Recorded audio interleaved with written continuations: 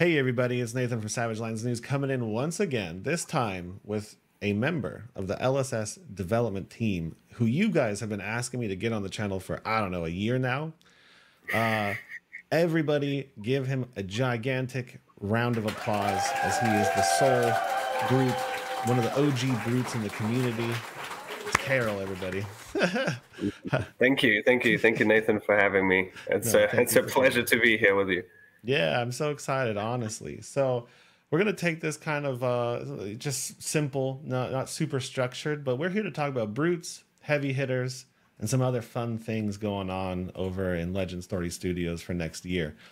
So where do you want to start? You want to start with brutes in general? I think it's, I feel like heavy hitters is a start to, a brute support that I know like a lot of the brute fans have been waiting for a very long time. So, I mean, it's just going to be an exciting year for that, purely for, anyone who's dabbled in the brute class regardless of the hero you're into. And I think, I think that's, that's kind of like heavy hitters, that support is there. But overall, I think, there's a lot of exciting things happening in 2024, like from organized play perspective.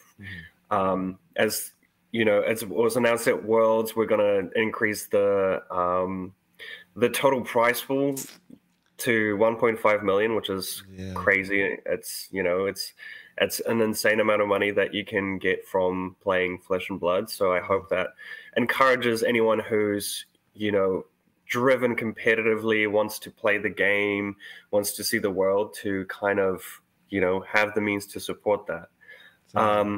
There's going to be a lot more callings. There's going to be a lot more battle hardens. There's going to be a lot more events. There's an extra Pro Tour, Pro Tour Amsterdam, which is an amazing marquee event, and bumping that from 2 to 3 is just gonna kind of give players, it's hard to travel around different areas, so hopefully having one in the States and having one in Europe kind of gives players more opportunity to get to those events.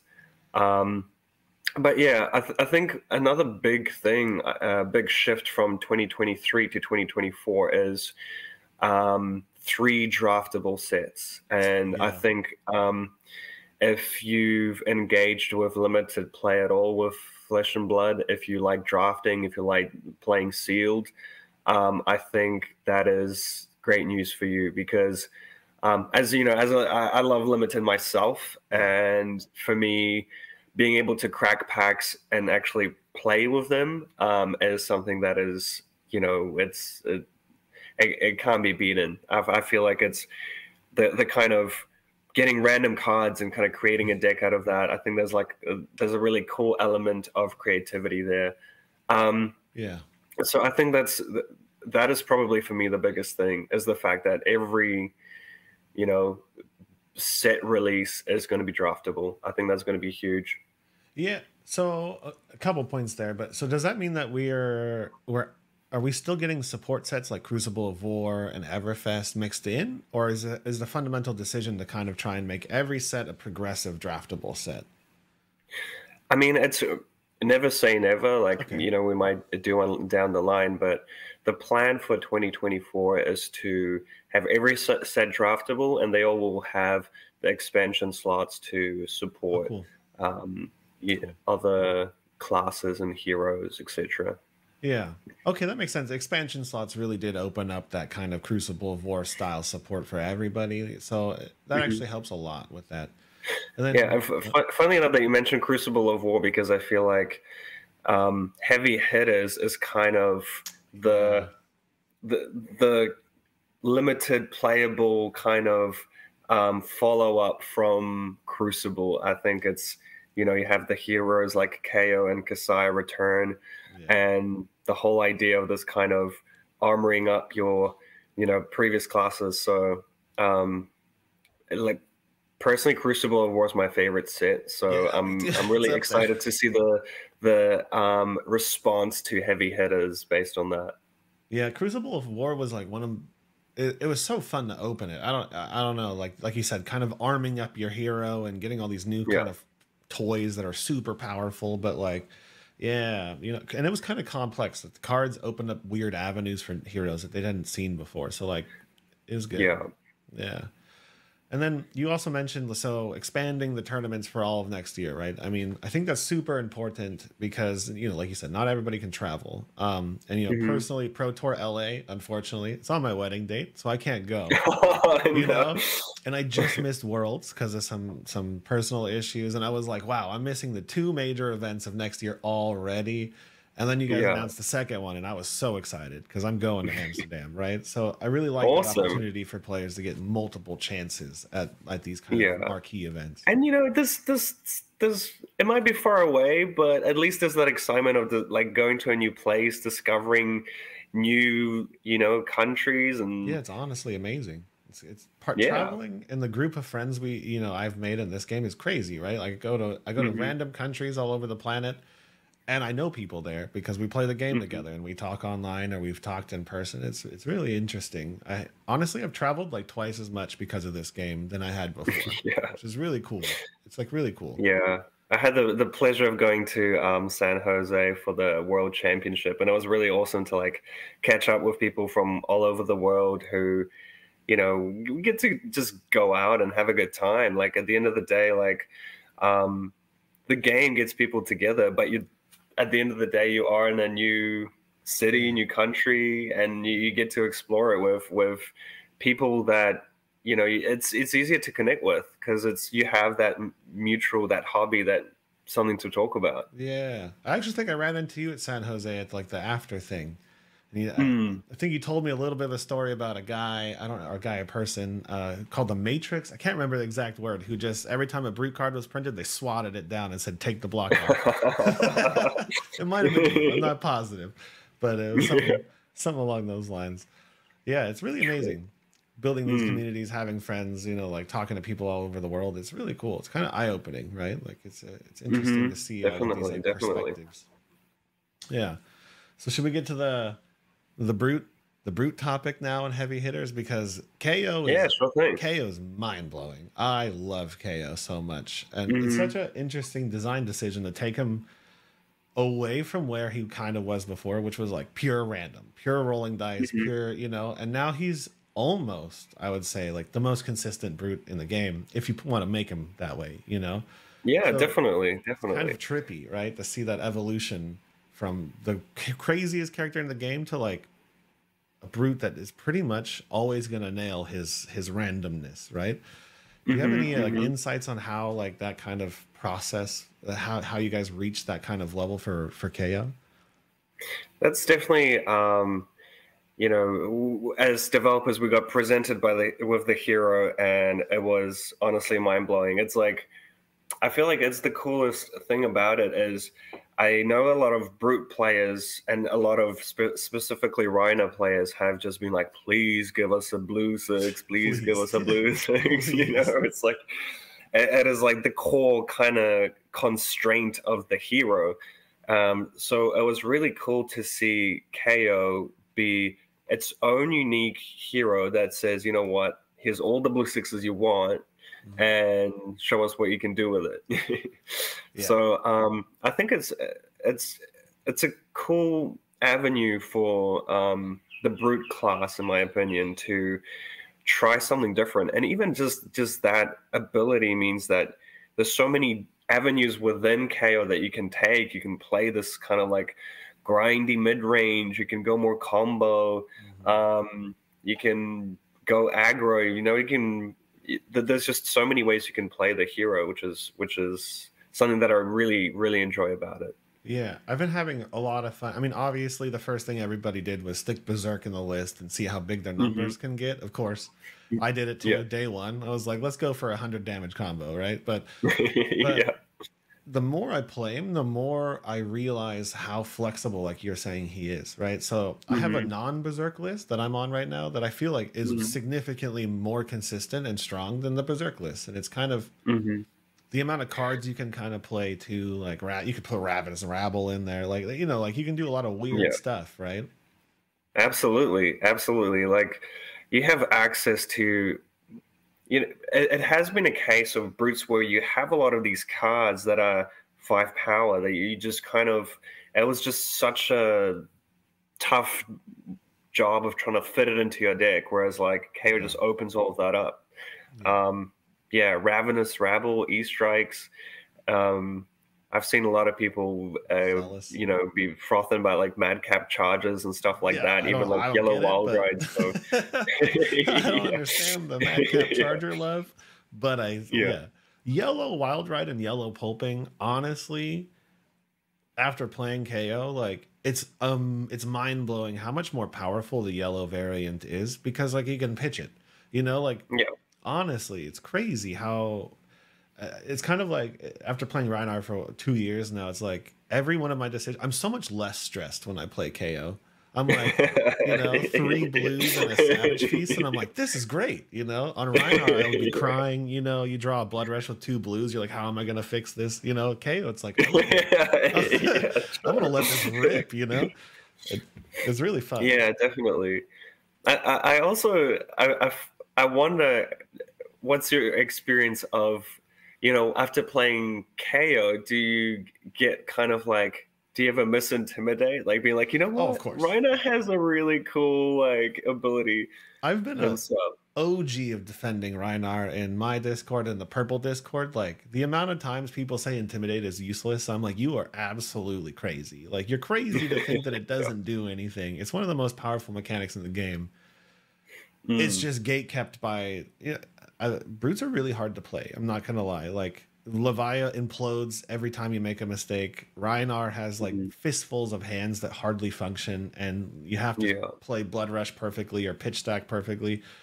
So it's like Intimidate's super strong, in my opinion. It's super strong. Closing games, obviously. I think it's like, I feel like it's one of these cases when you play the hero, when you play Rhinar, and you notice all the times that it isn't effective, and you kind of like remember those, but if so many times, like you don't, being the active, you know, the brute on the brute side, you're kind of like, oh, am I even doing anything? And that's why I love when playing Rhinar specifically after the game, asking my opponent like, how did you find it? They're like, you kept on intimidating my only defense reaction or something, you know. So it's one of those very kind of subtle mechanics that it's not, unless, you know, obviously when you're kind of like going for the win and killing your opponent, you kind of see its effect. But especially in competitive play, when your opponent's trying to keep their poker face on, it's not as easy to gauge how much it's actually affecting the game. Yeah, I mean, like, there's only 2 times in the game where you notice. It's like turn 1 when they can't block your damage, and then the final turn when they can't block your damage, right? But the rest of the turns, you have no idea, you know. But I was trying to make a video for this once. It was just really difficult to get this like amount of data. But I was gonna basically I was playing Rhinar, and anytime I intimidated, I was asking my opponent at armories, I was like, did I get a card that hurt you? You know? And I would like write it down. I was like, yes, no, yes, no. It's just hard to get a real sample size that big without like being competitive and all that. But like the answer a lot of the time was like, that was annoying, right? Like that hurt me. I took 3 more damage than I wanted to take there, you know. It adds up. Yeah, really definitely. Does. And Blood Rush too, right? Every time you play Levia after playing Rhinar and you Blood Rush, you're like, wow, they have a whole nother 3 block that, you know. Like, it's just, definitely. You know? And it's definitely kind of metagame dependent as well. If you're versing like a super aggro deck that's just going to take whatever you throw at them anyway, you know, then it's definitely less effective than when they're trying to use 3 cards to defend you with and like swing with their weapon. So there's definitely that aspect too. Yeah, I mean that was always the main argument, right? Like the meta has been fast for a while, so it was like, okay, ninjas don't want to block anyway, so our hero has no text. But then during the San Jose Worlds meta, right, it was Oldhim, and you saw like 2 Rhinars in the top 8 of the calling, and that was like, it was an amazing time to be a Rhinar player because people wanted to block you at that point in time, you know. 100%, 100%. Yeah, it was good. So, did you guys bring Rhinar back in this set to give him support, or was it like a narrative thing, or was it, you know, you're kind of really truly working with this discard mechanic? Because we did see in the last set you guys gave Levia a similar mechanic of discarding, kind of, right? Like banish discarding. Yeah. So is the idea that like as a core concept of Brute now you kind of want to evolve discarding as like a major concept, and that's why you brought Rhinar back, or was it just for supporting him in general? You know.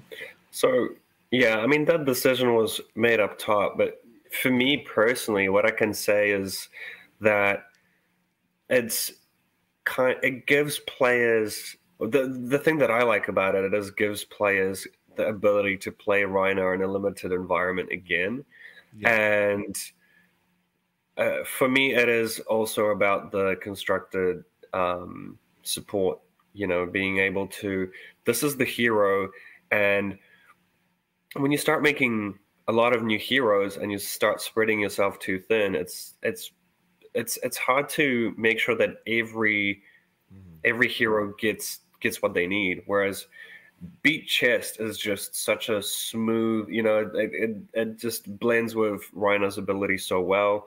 And honestly, Intimidate Unlimited is really, really cool. It's a really interesting mechanic. So I think I think it just fits very well into this particular product.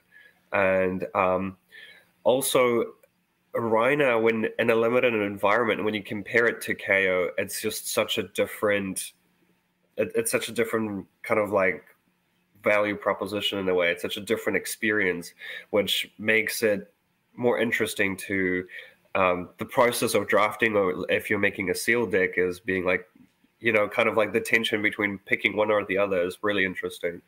So I think it's just been a good fit, honestly, for this product. Okay. Yeah.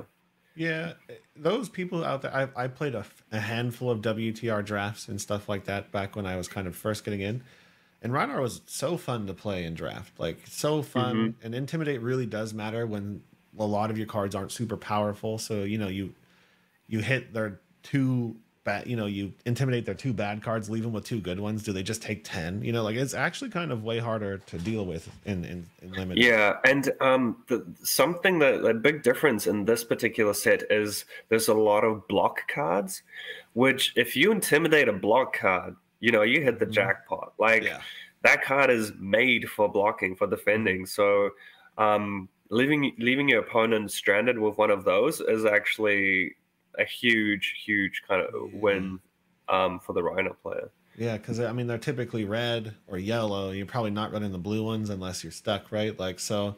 And the design decision behind block cards is really interesting too, because like I think the one that we've seen, or the two that we've seen, right, Test of Agility or something like that. That card's insanely powerful, right? Insanely powerful, with the problem that like if you get stuck with it, you're stuck with it, you know. Yeah. So is the idea with block cards to kind of make more powerful but more dangerous versions of D-Reacts? Because I think at this point we haven't seen another 0 for 4 D-React since what, like Fate Foreseen? Right? So is it those are just too powerful in the nature of the game, and that's why, you know, we're kind of moving to a new avenue of block? I think it's there's a lot of learnings that I think as a studio we've had over time about limited formats, and even the shift from Arcane Rising to Monarch. You can already see the change between 4 defense reactions. You know, Arcane Rising had Fate Foreseen, and then in Monarch you have something like Rise Above, which is just requires a lot more effort to get going, just because of how kind of constricting these defensive strategies can be. You know, you can slap a Fate Foreseen in your arsenal and just sit on it all game until someone does something, until your opponent does something really threatening, which honestly I think we're trying to unclog that and kind of make the games a bit more back and forth with, and making kind of putting a bit more you have to work a lot harder to do a defensive strategy. It's not to say that, you know, we don't want these things to happen in game, but as something who wants to play a proactive game, you have to work so hard. You know, you have to deal with cost, action points, whereas on the defensive side, you have your defense value, and that's it. You know, there's a lot less kind of work that has to be put in. So I think over time you can see, basically in limited environments, we're just trying to make it a little bit more challenging to implement such defensive strategies. And I think blocks are also something that is a lot easier for newer players to comprehend. I think the reaction step in itself is one of the hardest things for newer players to wrap their heads around. Yeah. The whole attacking, defending, you know, that's pretty self-explanatory. But as soon as you add that layer of reaction step that goes back and forth, it gets a bit confusing. So kind of reducing the amount of that kind of strain, especially in the you know, common and rare level of play, it just makes especially heavy hitters in itself a lot more digestible of a product, and a lot easier for someone to just, you know, open a bunch of packs and be able to play. So I think we're trying to be very mindful of that. Basically, if you take a new player and you explain the game to them, how easy it is to comprehend, how smooth it is, and I think heavy hitters is very much trying to be that on-ramp product for newer players. And I mean, if you look at Welcome to Wraith, it was such a simple product, and till this day is regarded by a lot of players to be, you know, the best limited experience. So I think I think in heavy hitters you're going to see a lot of that kind of like, you know, an homage to Welcome to Wraith, but even with more ways to reduce that complexity. You know, it's more of just like burden of understanding. I feel like the games inherently will still have a lot of skill to them, but the very basis of the set is quite a simple product to comprehend.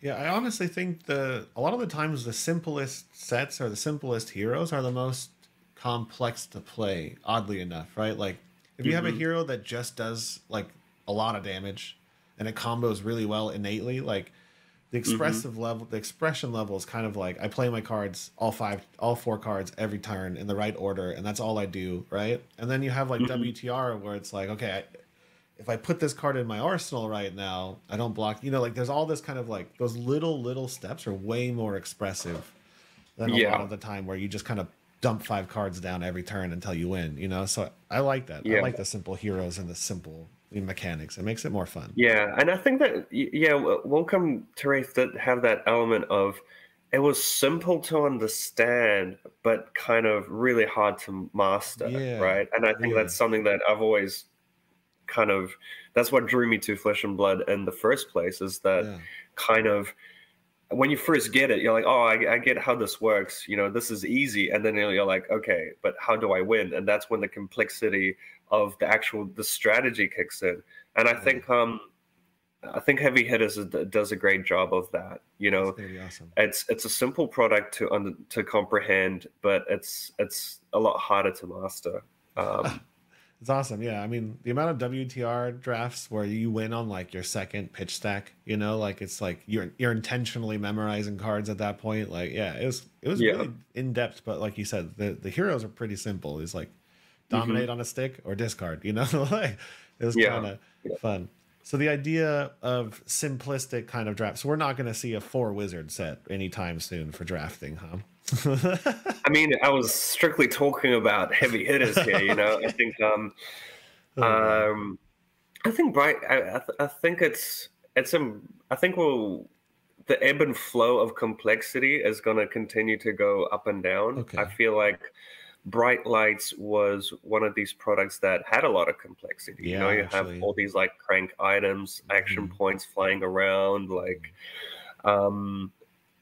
it wasn't an easy set to comprehend. I feel like the crack, shuffle, and play was a great way to kind of make it super kind of like accessible of you don't have to worry too much about the whole like deck building aspect of it.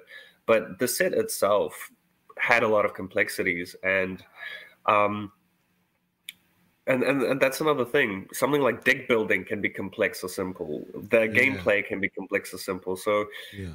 these kind of things, I think, are going to change depending on the set. But I feel like Heavy Hitters is definitely trying to reduce that initial complexity to make it as accessible as possible. That's awesome. Yeah, I mean, we haven't seen all the heroes yet, so but so far the heroes fundamentally are like they seem very straightforward and kind of fair. You know what I mean? Like, Yeah, yeah. it's So kind of I think it's important to have heroes that uh, tell you what you're trying to do. You know, you look at right. something like a hero like Betsy, and you're like, okay, if I have a wagered attack, I can pump it up, give it overpower, and it's a very clear signal for a newer player, for example, to be like, okay, I'm going to pick up some wager cards and I'm going to make a wager deck. You know, that's what I'm trying Right. to do. Want to make these And things I think big. we're very mindful of that. Is that maybe that is the level one and the level two strategy is different, you know? So I think it's important to give players those kind of clear, explicit signals and messages to make it easier to do what you're kind of, you know, lead the players in the right direction. Yeah. Yeah, and we haven't seen all the cards yet, right? Like we've seen the teasers at this kind of point in time where they show the new mechanics, and then we kind of got the heroes. We're missing two at this point, so you know I don't want to ask any questions that are going to go into what's about to come. So I'm going to change my topic a little bit, I guess, because I wanted to dive in there Yeah, I think no a little worries. too much. Hmm. But you know, another thing that this set's going to do is it's going to impact CC, right? It's going to impact Blitz. It's going to impact CC. So, how you know, like, do you have any insights on? You wanted to create a brilliant draft limited set, but you also have to think about the health of the overall game, right? Because that's only a Hmm. piece. So, do you have any insights on how you guys kind of worked through that problem?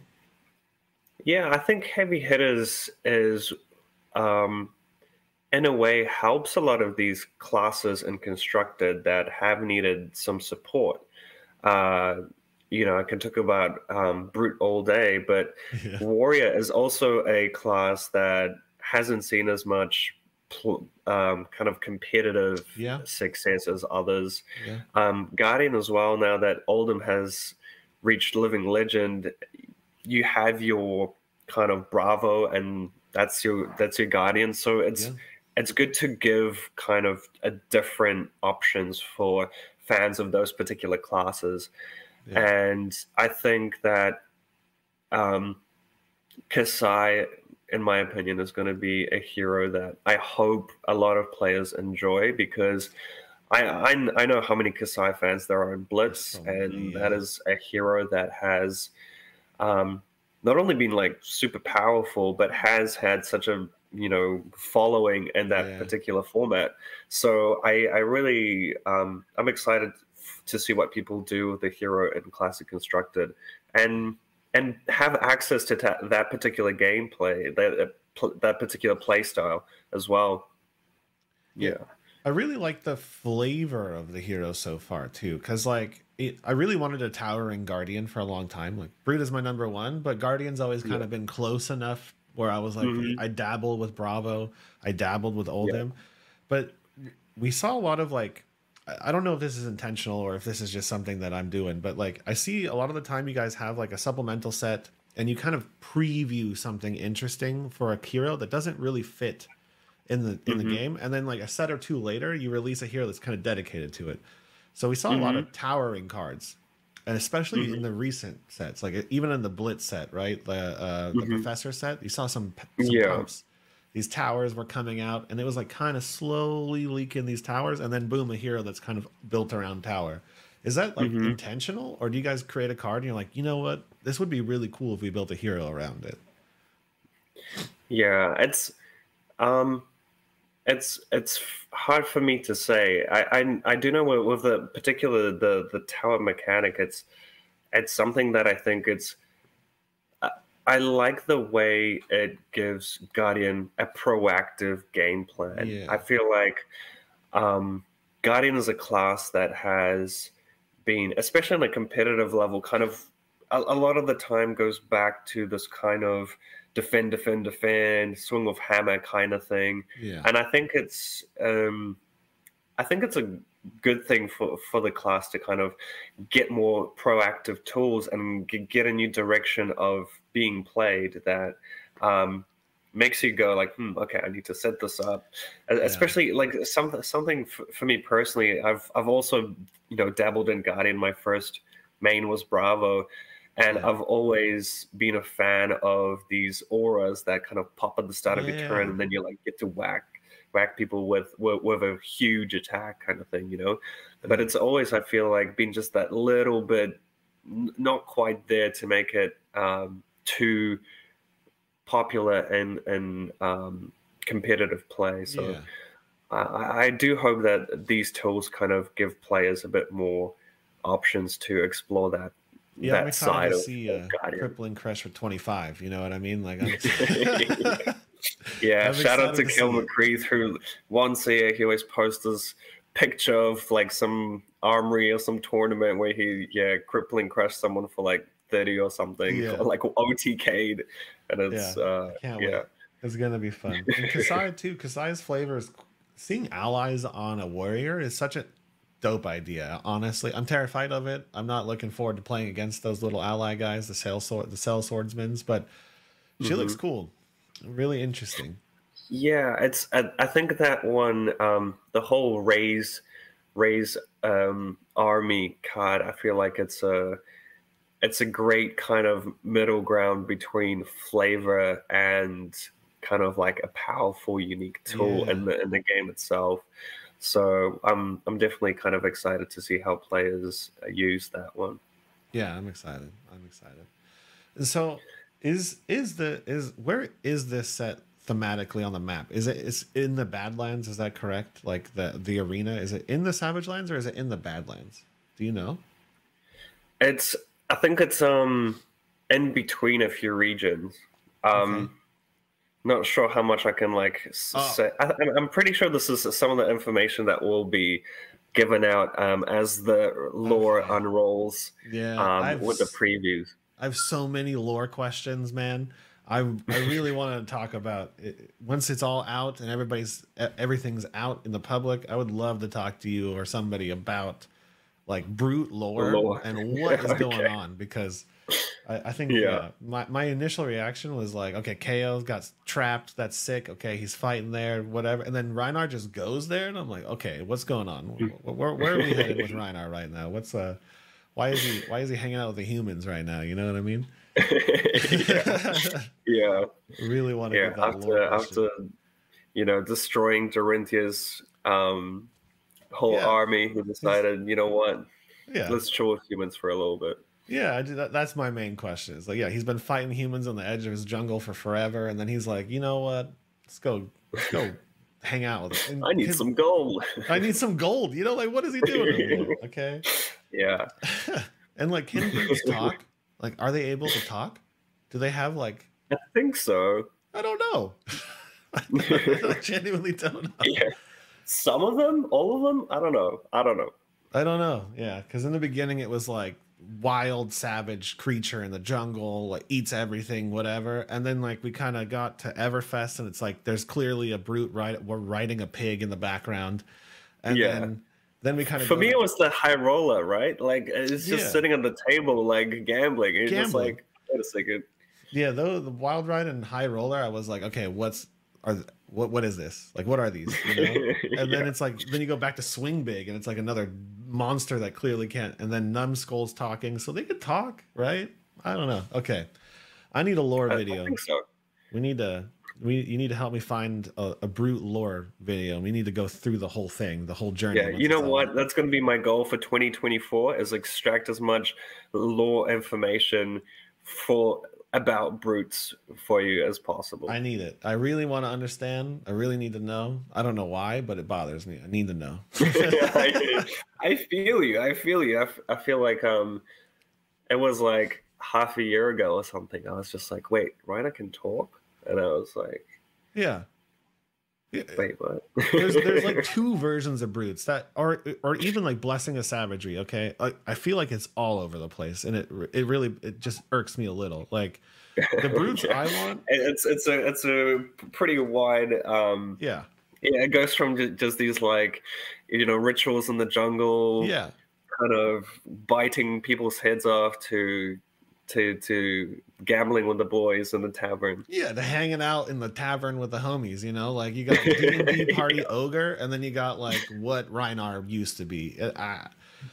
And blessing of savagery though, sick too, right? I was like maybe okay with them having like an Aztec kind of society in the jungle, and it's like some of them participate.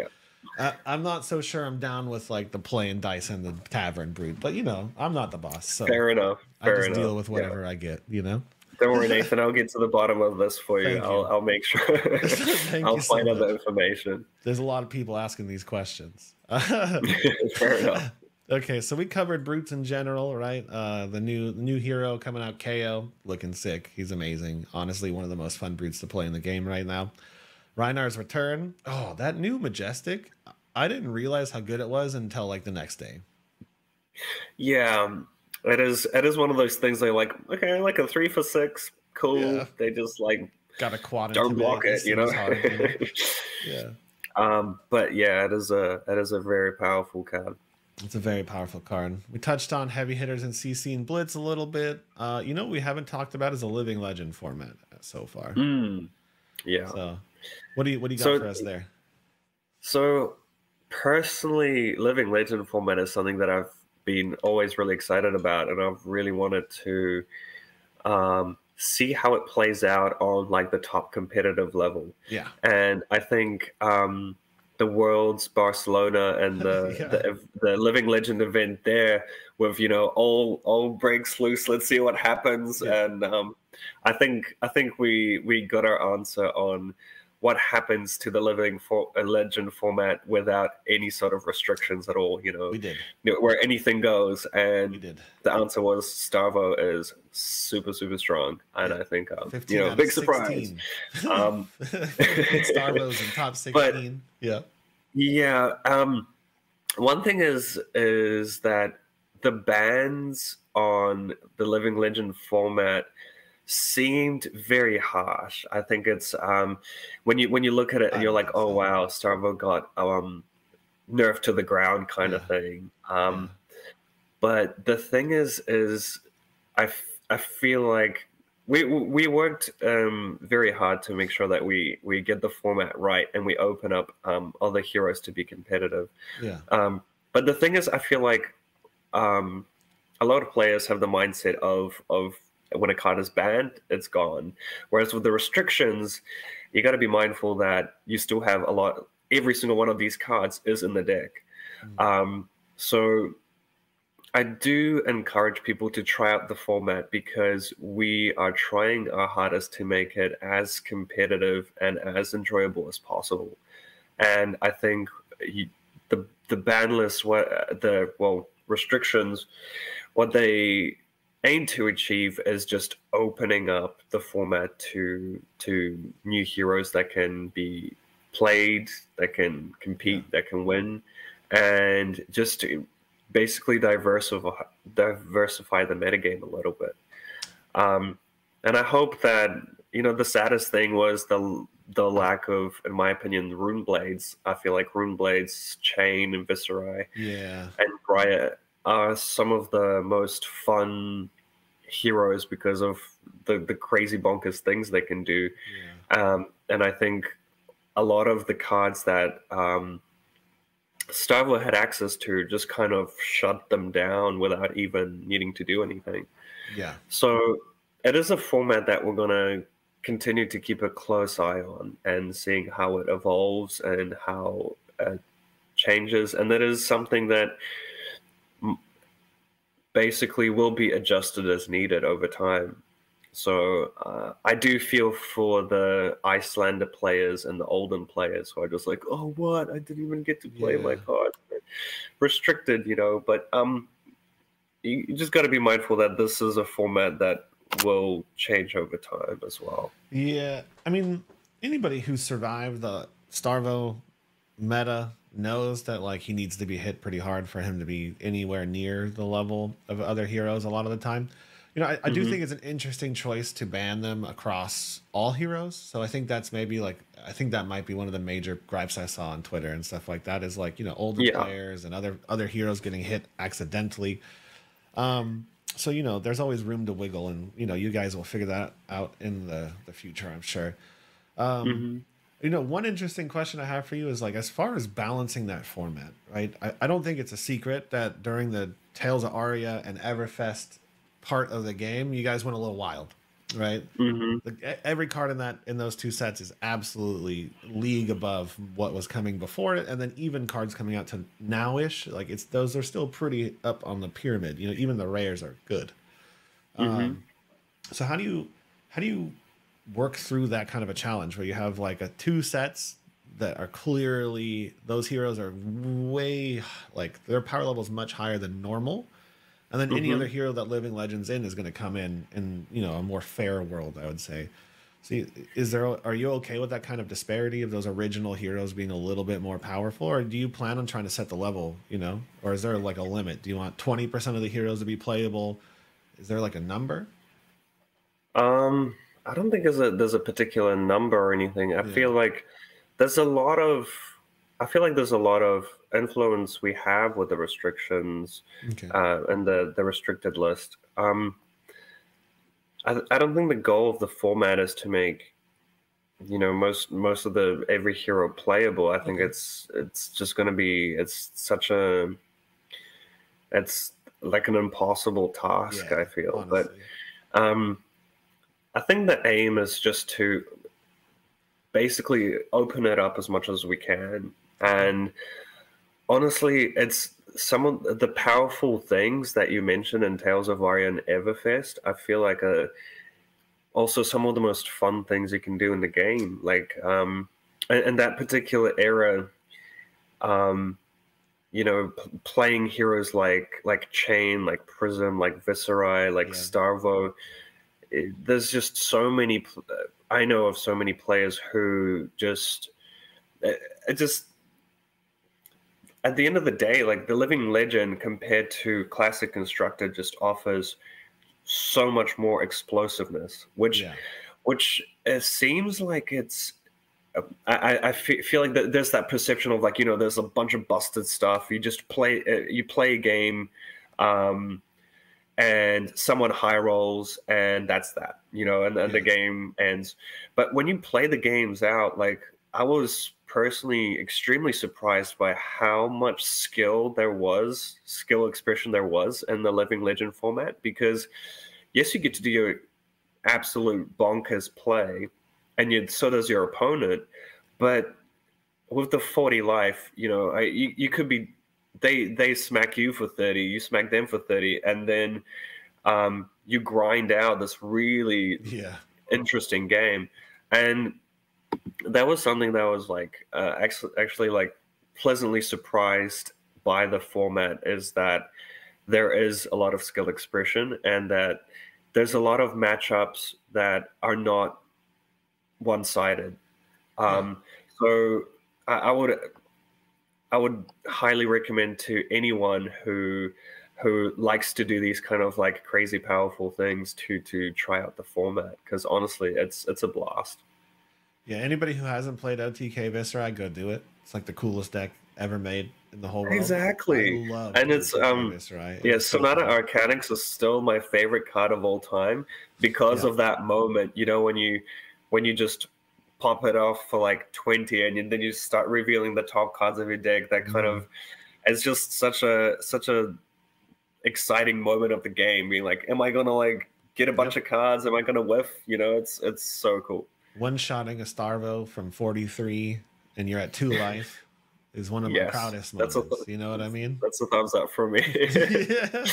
Did it in a not a calling, but a pro quest something. Yeah, one shot a Starvo from like 43. I had 2 life left, Oh, real. and it was amazing. It was amazing. Yeah, we'll see. Easy game. Yeah, the cards were on my side that day. So yeah, Living Legend Yeah. format. I'm excited to see how it evolves, right? Because I mean, the Living Legend hero pool is small right now, right? It's relatively small, so it's going to continue to grow and evolve, and as more sets and more heroes get Living Legend, I'm excited to see what happens. You know. Yeah, I think it's. Yeah, I'm actually really excited to see how it pans out as well, how Yeah. players approach it. Because I think with the restrictions, I think it's just gonna really create a lot of kind of movement in the format. Um, I think it's like similarly to like when Outsiders came out, everyone was like, "Oh my goodness, Azalea is like got the buff and it's the strongest deck." And then slowly people started figuring out Lexi and how that hero worked, and then that kind of created a ripple in the metagame. So I hope that Living Legend format goes to a similar thing of like a lot of movement, a lot of ripples, and a lot of kind of um, basically innovation, I would say, because the card pool are so wide and because there's so many options. I feel like there's a lot of room for that. Yeah, I can't wait to put KO in the Living Legend format. Personally, gonna bust that Yeah. deck. We're gonna berserk Yeah. people from 40 to 0, turn 2. We're gonna do it. Exactly. It's like take Can't out a tournament with KO. I'm That'd be amazing. planning on Rhinar or KO next year. I'm planning on putting my name on both of them. So we'll see how it goes. We'll see. Sweet. And then, so anything else before we segue? I have some questions from my Discord. We'll see how brave you are. I'll try and filter them. Do you have anything else for what we should expect in 2024? I'm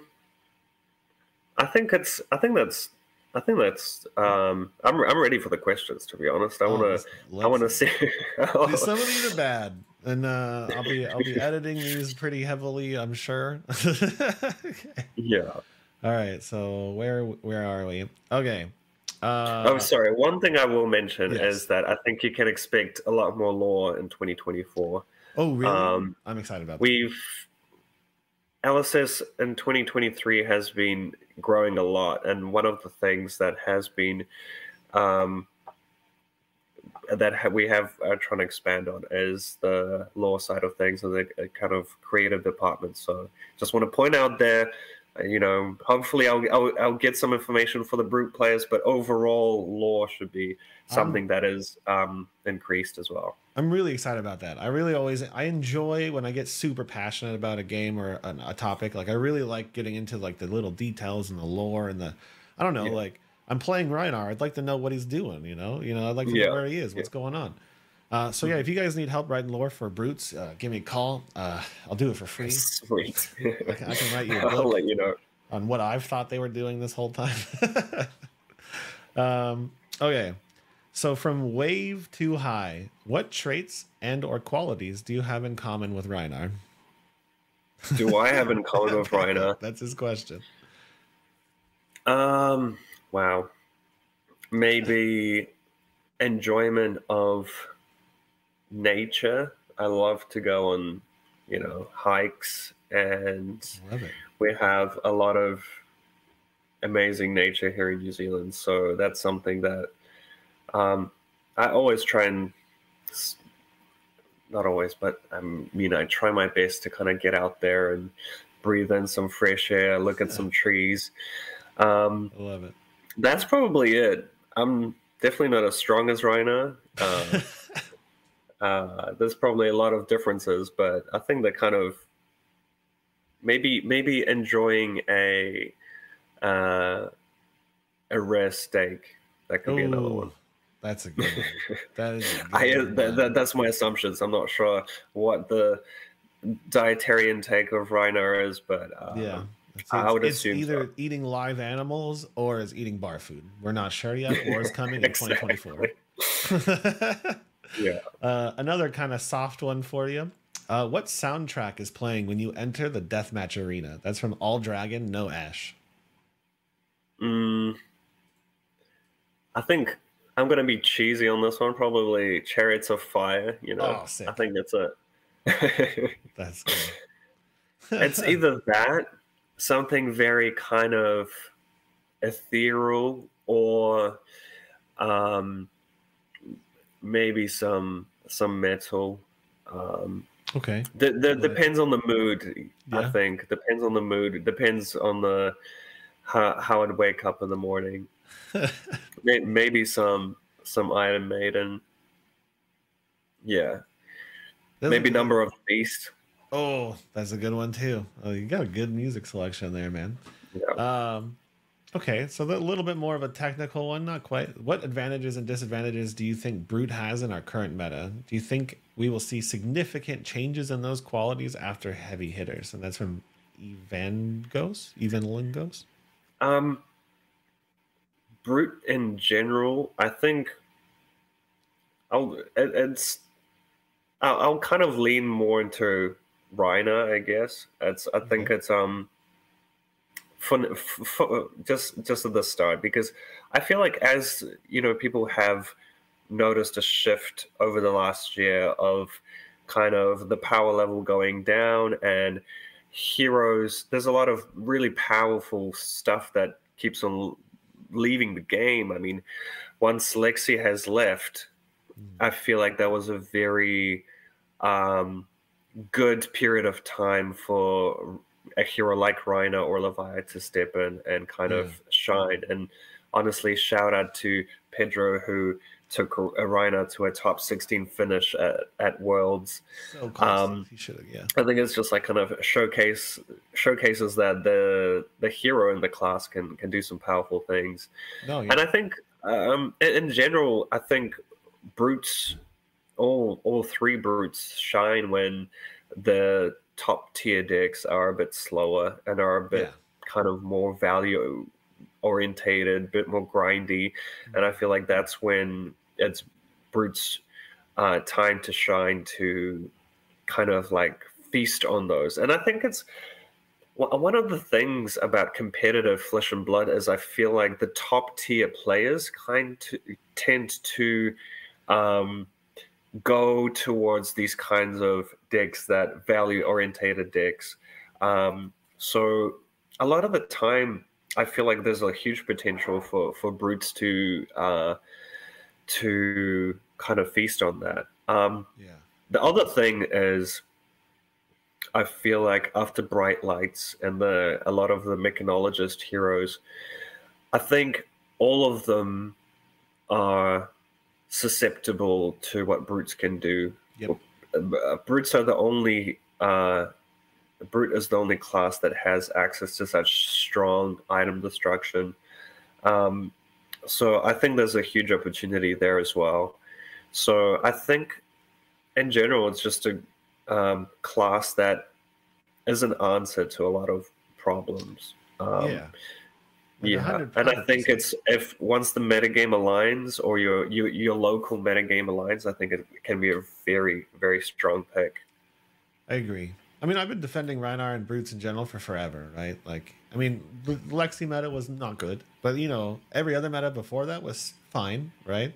Yeah, And the Rhinar, like, or the Olden meta, right? I told people it was like, okay, you just have to get through the first two rounds. If you can survive those first two rounds, you go up to where all the good players are, and they're playing yeah, consistent decks who want to block, and then you shine, exactly. right? You just have to Yeah, survive those first two rounds and not get beat up by the exactly. And best that's UI. something that, like, I feel like, well, brute players, um, for tournament setting, I think a lot of brute players don't realize that that is the ultimate gamble, right? Like, is surviving those first few rounds. Yeah, you just gotta get through It's the not your aggro. scav skin rolls; it's actually like your pairings. Yeah, yeah. You just gotta survive through the aggro cesspool, and then you're in with all the good players, and then you can nitpick them apart with your like perfectly crafted sideboard. You know? Exactly, exactly. Yeah.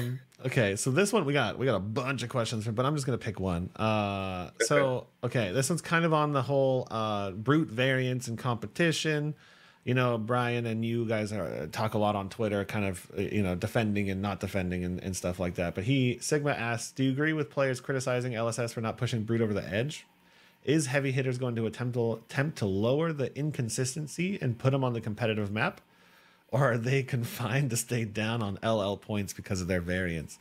I mean, personally think Rhinar was already good. So I think he was on the verge of being consistent, and now these cards look way more consistent. But what's your take on that? Or is LSS afraid of brutes? I think one thing about the whole brute class in general is the tough thing for me as and for the development team and the design team is that it's an extremely tough thing to balance, because every other class has on hits, and on hits create that interaction with your opponent. Whereas because the brute class doesn't have on hits, if we push the class over the edge a little bit, it just becomes a superior class on just raw numbers. Yep. So finding the balance between the damage output and the variance and all the probabilities is an extremely tough thing, because for any other class, I feel like you can play 10, 20 games and get a general idea of the power level. Whereas for Brute, the sample size has to be a lot higher to get that kind of, to pinpoint the power level, basically. Because you can play 20 games and you lose 15 versus a particular hero. And you can be like, oh, this power level is low. Where in actuality, because of the variance, you just got unlucky. So I think it's, I think to kind of answer that, I think it's not like we don't want Brute to be, like we want Brute to be a weak class or anything. I think heavy hitters show cases that we want Brute to get different tools and different avenues to play and also be a competitive class. I think, a common sentiment is that whole just give Rhinar another a blue 6, and has and as a Brute player, like I've mained Brute before joining LSS, and I would absolutely love that as a as a player, because it just increases your consistency, right? But as a developer, the developer inside of me is saying that is just a very kind of bland solution to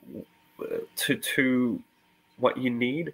Like I think it's a lot more interesting to give kind of cool, exciting, thematic cards that do something unique, and I hope that heavy hitters kind of opens up these play patterns for different brutes.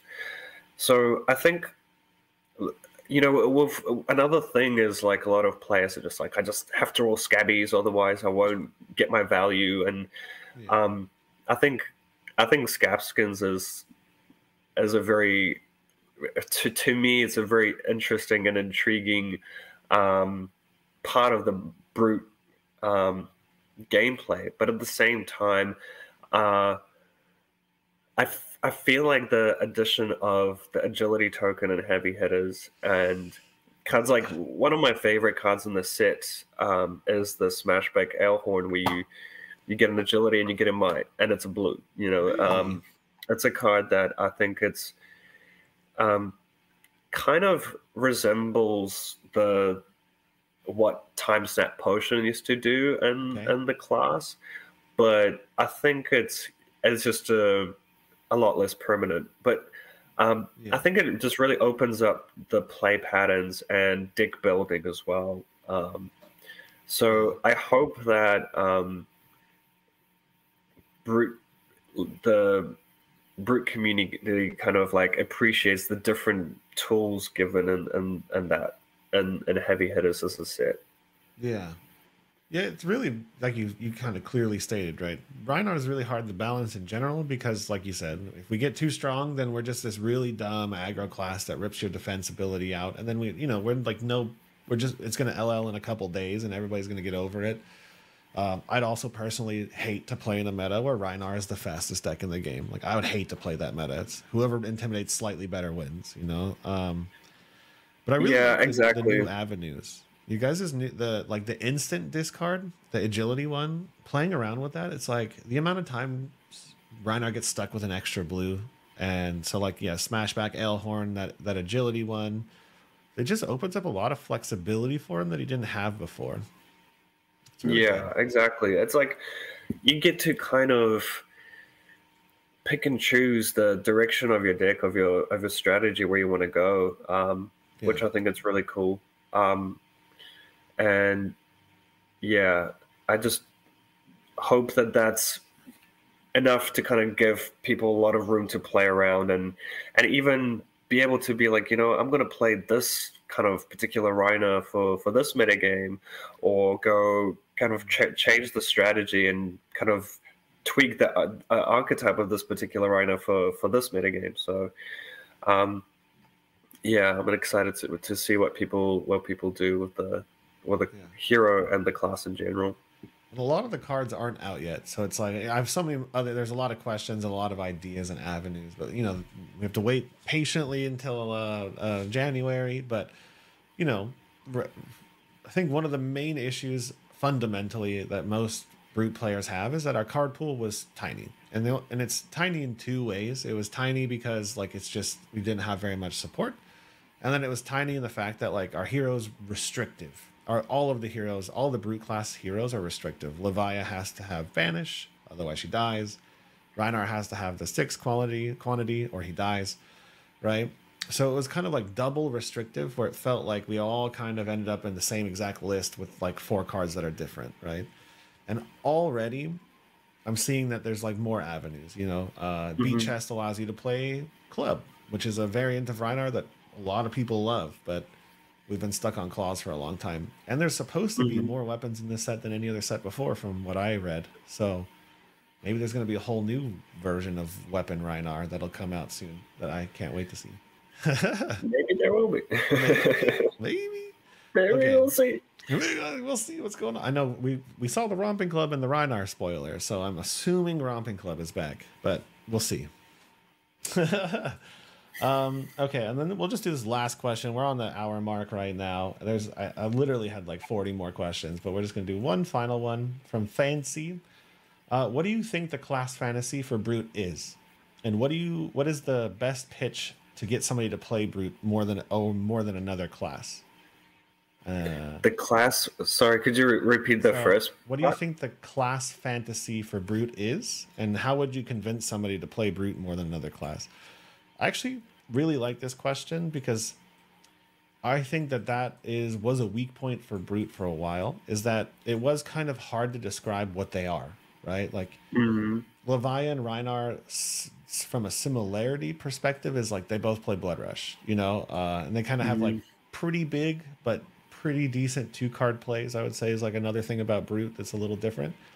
Um, But Mm. this set's really opening up what a Brute could really be, I think, thematically with like Clash and Wager and taking these like Mm. big bets. So what do you think the class fantasy for Brute going forward is? The class fantasy. Like what Um. separates them from a Guardian? You know what I mean? Or what separates Mhm. them from I don't know, a warrior, you know? I think it's I think it is leaning into that variance. Like Okay. for me, something that attracted me to Rhina and made me want to play Rhina is um, it kind of it's saying like you can have this extra power, you can have this extra damage output. Your attacks can be huge and like do this crazy thing. It's just gonna cost you a little bit of you're gonna have to kind of risk it a little bit, and Yeah. I think that's been for me, it kind of stems back to the idea of risk reward in cards. I feel like a lot of other classes, the main thing is in other classes is a lot of the plays are very, there's no risk involved. Yeah. And I think the unique thing about brutes is the fact that you can be like, hey, you can take this risk. It's there. You can go for it. And there's an element of randomness as well. But you can be rewarded in something really, really impactful. And I think that's kind of how I see the unique aspect of brute. It's I think it's mainly that, and it's like I hope that it's kind of showcased in a lot of aspects of the brute cards, the random discard draw, the random discard from hand, rolling scab skins, intimidating a random card from the opponent's hand. I think a lot of these things kind of add that's why I kind of fell in love with Rhinar, is the fact that I can intimidate the correct card and completely ruin my opponent's kind of decision point, or it can just be do nothing basically. And it's like, and I think there's a lot of opportunity still within the brute class to kind of explore that tension between risk and reward. And that's kind of like, talking very about the like mechanics of the class. But I do hope that these mechanics kind of, when you do play the hero, you're kind of getting that sense of like, whoa, I'm gonna like I'm doing something wild, something crazy, and it's let's hope it works out. And I think the whole like berserk thing is a very good example of that. I'm scared. I'm scared of the KO feature. When you play berserk and you have like a bunch of cards in hand, especially in KO, you're just like, well, let's see what happens. Let's let it rip. Let's let it rip. Yeah, the class fantasy for me is more about that. Like, it's weird because it's like the RNG class. Clearly scab skins is like, you're not a true brute player until you win a game by re-rolling with gambler's gloves like a 4 or a 2. I mean, like you didn't lose your action point, but you need to hit it. So you're gonna rip your gambler's gloves. You're gonna bet everything, and if you roll that one, you lose. But if you hit, you win. Like those moments are so fun. Kind of. Exactly. When they work. They're trash, but when they don't work. But, they're super fun. Betting that extra 3 health that you should have blocked with on the card you're gonna roll scabs for, that kind of stuff. It's super cool. But I can't wait to see I always wanted a berserking brute. Like I wanted like a ramping, like this monster, like I'm just gonna do damage, and KO is really fulfilling that fantasy for me right now. Playing KO is so fun. You guys go try it. It's gonna be the new armory killer. I think there's gonna be a lot of KOs in the world. I hope so. I think so. He's ridiculously fun to play. Cool. Well, I mean, I think that's it. I have 1,000 other questions, but we're good, I think, at this point in time. Is there anything you want to close with before we wrap up here? Thanks for having me on the show, and it's nice to kind of like, I had no idea that, there's all these people on Discords trying to ask so many things. So, I mean, if in the future you have another pile of questions you want answered, I'll happily jump on. Oh, cool. I think it's I just hope that people know that brute is not a class a forgotten class in dev or design. I think it's a very strongly loved class in the LSS headquarters, and I really hope that 2024 is a year where brute is going to shine, and I hope that new heroes like KO will kind of reinvigorate a lot of brute players, and the new card pools will open up all kinds of deck building opportunities that just are fun, that win games, that are thematic. So Yeah, I'm so excited. yeah, Yeah, I mean, so far, in my opinion, the small amount of cards we've seen, the amount of flavor that's in them really like is incredible, right? Like, there's a lot of flavor, and there's a lot of like just a little bit of a nudge to make Rhinar, move the right direction. And then obviously playing KO right now is like the most fun thing I've ever seen in my life. So yeah. I plan on carrying them both with me all of next year. And then we got 450 people in the Savage Lands Discord right now. Those are the guys asking me all these questions. So Oh, next wow. time, go in there. I have a channel. If you guys have more questions, put them there, and then maybe I'll send them over. We can have another chat sometime in the future once everything's spoiled and we can get into the gross details of the set, maybe. Sweet, yeah. But Sounds thank you good. so much, man. Thank you so much for coming on. We really appreciate it. I appreciate it. And it was super fun talking to you. Awesome. Thanks for having me. Yeah. Thanks, Thanks. everybody. See you.